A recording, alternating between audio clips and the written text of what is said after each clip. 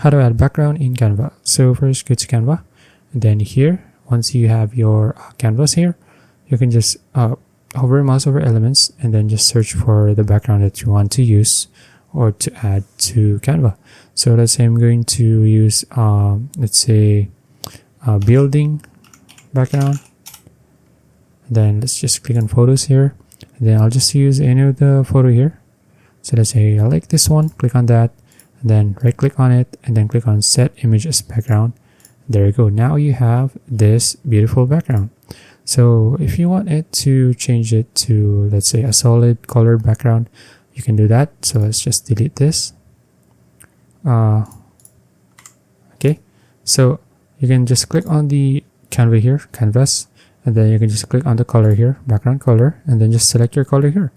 So let's say I want this one here, deep blue, and then if you want a gradient colored background, you can do that as well. There are a bunch of gradient colors here.